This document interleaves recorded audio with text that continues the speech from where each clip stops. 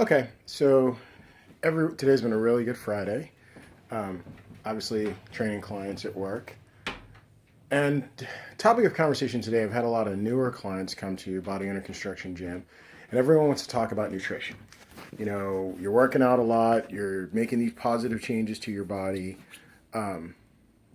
but where's the other component to that so that your overall changes are going to yield overall success? So I want to cover a couple of things.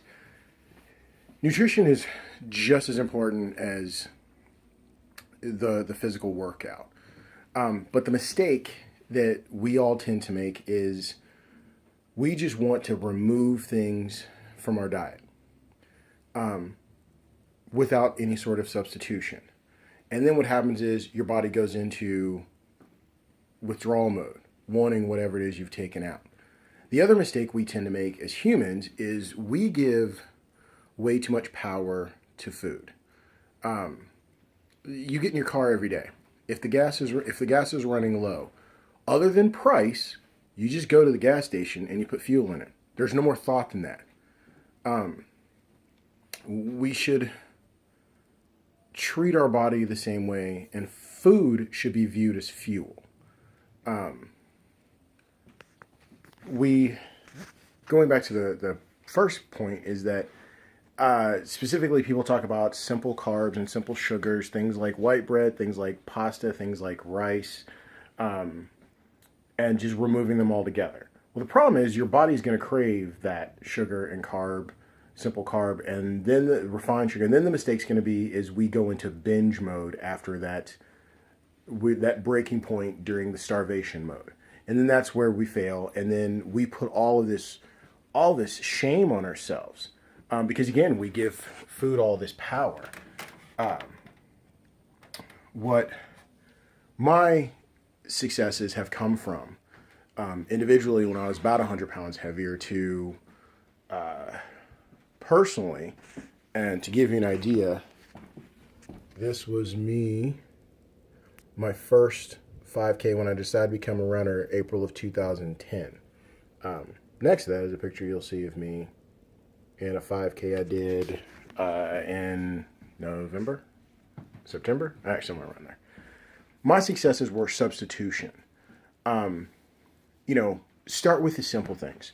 If you're eating red meat, switch it over to poultry. If you're having ground beef, you're having hamburgers, switch it to ground turkey, switch it to turkey burgers, switch your bacon for turkey bacon. It all cooks. Now, the difference is, because some people will say, oh, I've had ground turkey, it's too dry. Let me explain why that no one may have not ever explained to you. So because of the fat in red meat, you're able to cook that at a higher temperature on, say, a stovetop. To cook it at a higher temperature, and that fat melt and sort of have its own natural juices to cook in, not having to add oil or anything. With turkey, if you cook it, because it's leaner, if you cook it at that same temperature, it doesn't have that much fat and it dries out. So the whole point is cook your turkey at a lower temperature, not like ridiculously low. I mean, the difference between medium high and medium. Saute it around and it'll be just as juicy. My wife makes meatloaf that seriously we're like licking the baking pan when she's done. I can make my chili for you, and I promise you're never going to taste the difference. Changes like that. If you're looking in the aspect of things like pasta, those carbs, the noodles, things like that, something for rice. You can go to any place and go to the produce section, excuse me, and get cauliflower rice. It's in a bag, and I promise you, cook it. It looks like it, tastes like it. You can make it with stir fry, make it whatever, and it tastes like rice. But you're getting all of the positive benefits from having cauliflower, and you're not getting refined sugars that are going to attach themselves to your fat core and fat cells and things like that. You're getting something that because it's a complex, your body has to burn calories to process it, which is what you want it to do. Something else for pasta. If you want to make a gradual change, switch to whole wheat pasta. A few years ago, making these changes meant spending more money at the grocery store. You know, my wife and I are blessed. We have 4 kids. We're a family of 6. All these changes, you can go to your, for us, it's Kroger, Walmart's shopping food section. These are our local grocery stores that we can go to make these changes. And, you know, wheat pasta costs just as much as regular pasta. You get whole wheat pasta. You really want to have some fun. And we're also big, my wife and I are big, you know, if we make these changes, let's get the kids involved as much as possible so it seems fun. It seems like a new adventure. Is you get a giant, you know, the butternut squash. You put it in you bake it. You can look up different ways of doing it. You bake it in the oven for like an hour so it's nice and tender because, you know, they're pretty tough. Get it out, slice it down halfway, slice it right down the middle, split it in two, and you take a fork and you run it down, and it's going to make noodles. The as seen on TV section in Walmart, i.e. my favorite place to go, you can get what's called the Veggetti. And you could it's sort of a cone or 2 cones put together, and you could take zucchini and spin it through, comes out noodles. We did that. We cooked it up, made some sautéed ground turkey, garlic, little bit of butter, no sauce. Now, granted, it didn't look pretty, and I was the first person to go, man, the kids are going to hate this, but we had no leftovers. The kids loved it. They loved making it. They loved doing everything about it. Snacks. Are you somebody that loves potato chips? You can take, if you've got a mandolin, slice the potatoes thin. You need a paper towel, put it in the oven, anywhere from, if you have like so many of them on a paper towel, like about 1.5 to 2 minutes, sprinkle a little salt, you've got potato chips, and you haven't used a drop of oil. Do this with sweet potatoes. Now you got sweet potato chips. You didn't use a drop of oil. You sprinkle it with a little bit, whatever, and you've already cut out sugar and fat. And you haven't really spent any extra time. Almonds, raw almonds, not covered in cinnamon, whatever. Raw almonds, you get a handful of them. About the same calories as a banana, but you're getting healthy fats. You're getting wonderful things your body can process. You're getting energy that doesn't bring you on a crash. It's not caffeine energy that you get up here and then, you know, you're doing this at your desk. It's sustained energy over time. The thing about eating is it needs to be you want to make it simple, but you do want to approach it as intelligently as you're approaching your workouts. You know, I'm in the middle. I have a powerlifting contest in 3 weeks, on the 24th. I am in the middle of training for the mini marathon where I'm going to be a pacer, and so I'm in the middle of training right now. One of the things I love about training is there's a structure, standard way of, okay, today, like tomorrow, I know I'm getting up and running 4 miles. Sunday is a cross-training active recovery day. I'm going to do yoga. Monday's a rest day. You know, I love having that. You kind of have to approach nutrition the same way. And it's not tedious. It's not tiresome, because the more you have it mapped out, the easier it is for you day to day. I want to have some video of my wife doing the meal prepping on Sunday.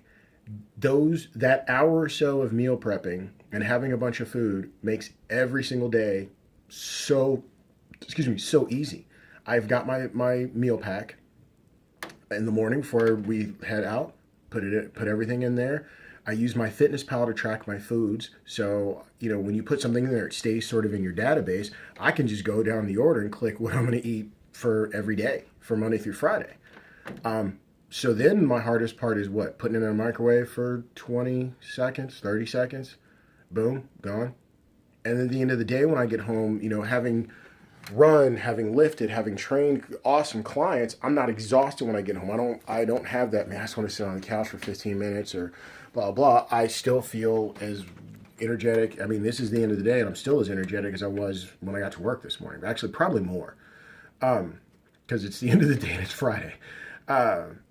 But things like that is so easy, because then now the stress is taken out of, man, what am I going to bring for lunch? Or if I go shopping, what am I going to bring for this? Now it's like, well, okay, man, I got so many choices on what I'm going to have on my different meals today. This is great. I end up eating 7 to 8 small meals a day. And I've had my pack now for about a month. No, less than a month. I'm sorry.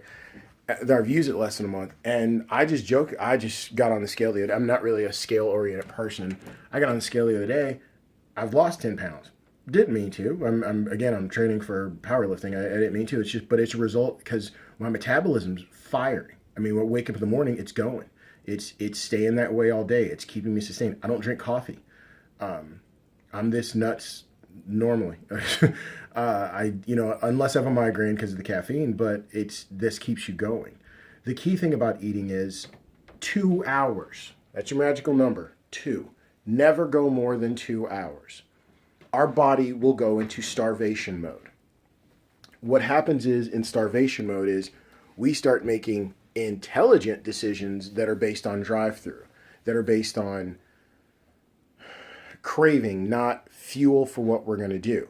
And that makes a cycle of then we eat a bunch of junk we don't need, and then we crash even worse than how we felt when we were like, oh, I got to go get this, whatever. So meal prepping throughout the day helps you with this because now you never go more than 2 hours. For me, actually, I eat in between every client. If you've got a job where you're on your feet and you're moving all the time, I mean, I in the course of let's see, sorry, doing math in my head. In the course of 5 hours, I burn 800 calories at work. That's just at work. If I'm lifting, you're going to add another 1,000 calories I'm burning. And if you're running, depending on the mileage, you're adding anywhere from 300 to 800 calories. Long runs on Saturdays are automatically going to be in the 1200s. So I'm very cognizant of the right amount of protein and carbs because if not, I will wake up the next day. And there's times I look to my wife, I'm like, what did I drink last night? She's like, you haven't drank in a while. I'm like, why do I feel? I'm like, oh yeah, because I worked out this many times and I didn't fuel the tank. So you want to remember these things. So snacks, almonds, carrot sticks, things like that are going to be, you want the mouthfeel of it. And at the same time, you want to, because you don't want to just eat something that's sort of just slurping or whatever, but the mouthfeel of it, and you're going to enjoy it a little bit better. Desserts, you guys have seen me talk about, or at least my personal page, talk about Halo Top ice cream. An entire pint is anywhere from 240 to like 280, and it's fortified with protein. And you can read the macronutrients and the macronutrients and see, but it tastes incredible. My kids love it. My wife loves it. She had the new peanut butter cup flavor and she loved it. I'm not big on sweets. I'm pretty much a simple vanilla and strawberry ice cream type of guy, and it has to taste natural. I can't do, you open the cart and it's that bright pink strawberry, but there's not a strawberry in there.